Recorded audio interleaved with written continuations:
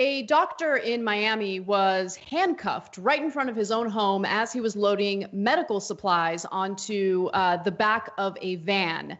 Now, I found out about this story through the reporting over at Democracy Now! Let's take a look at the details of the story. The police department is under fire after a video surfaced of an officer handcuffing and detaining an African-American doctor outside his home on Friday.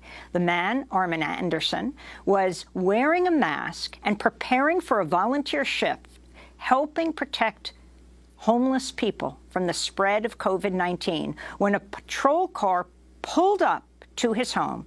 Surveillance video from Dr. Henderson's house shows him loading a van with supplies before the encounter. Dr. Henderson says the police officer handcuffed him after accusing him of littering and then asking for identification, which Henderson did not have on him.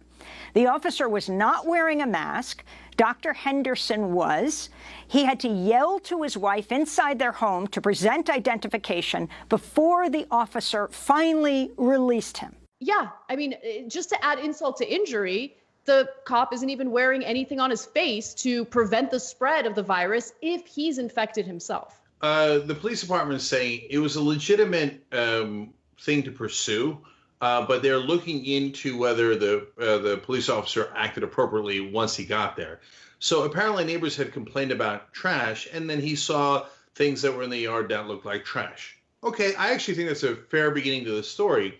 In some of those articles, if you don't watch the video, they say that Dr. Henderson was wearing a mask. And so that might get you to think like, maybe that's, that drew the suspicion of the police officer. First of all, everybody's wearing masks. But most importantly, as you saw in the video, he's wearing a medical type mask. That's the most benign thing you could possibly imagine in the middle of coronavirus. But once you get there and the guy says, I'm a doctor. I mean, it's not a catch-all thing. It's not a get out of jail free card. Some people could lie and not be a doctor. But he's in front of his house.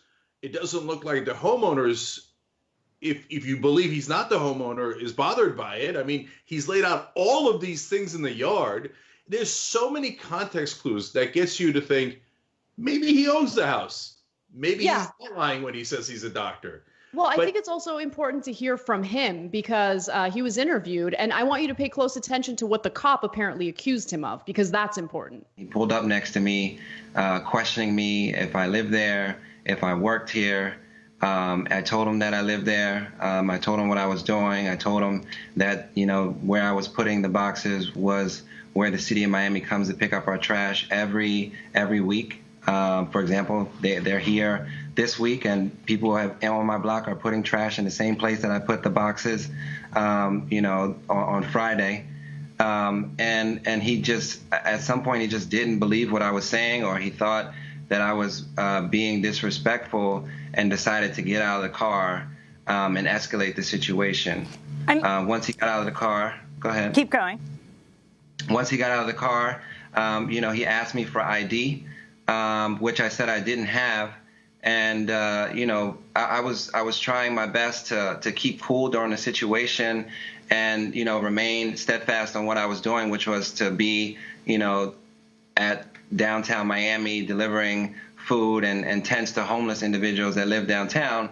And so I pretty much went ahead and continued to do what I was going to do because I didn't know where this encounter was going. And then he just decided to put cuffs on me, basically. Once he put cuffs on me, I called for my wife. She came out and pretty much de-escalated the situation. But even before she came, he was like inches from my face, basically yelling that I should call him Sergeant, I should call him Sir. And with no mask on, he had no gloves on. I could feel his saliva on my lips. It was just a crazy encounter. He was accused of disrespecting the police officer. How many times have I said it on the show, Anna? Biggest crime in America is disrespecting a police officer. It's not in any legal book. It's not an actual crime, but that's the number one reason that the cops will harass you, arrest you, handcuff you, you name it. Why is the cop said you're not respecting me, and that's why he put the cuffs on him. That's not a crime. Well, you don't put handcuffs on someone because they didn't call you sir or sergeant. And the reality is, he thinks, who is this black guy to not call me sir? You think that if he was in Beverly Hills and a white guy told him, hey, I'm a doctor, he'd go and handcuff him and say, how dare you not call me sir? No one in America believes that. You all know he wouldn't do that to somebody in Beverly Hills. And so, look, this is what black folks have to deal with every day in America. So that guy's a doctor. He still has to deal with it. He still gets handcuffed. Story that Jamal Bowman wrote really shook me. He's running for Congress in New York. You should check him out. He's a wonderful progressive and a just Democrat. He set up a middle school. He's the principal of. He's done amazing work. He's a respected educator in New York. And he said, yeah, during stop and frisk, I'd get pulled over, arrested for no reason, handcuffed, sent to jail, sent to sit on the floor with urine all over the floor. He's the principal of a school, but he's black. And so if you haven't lived through these indignities, please at least have the decency to empathize.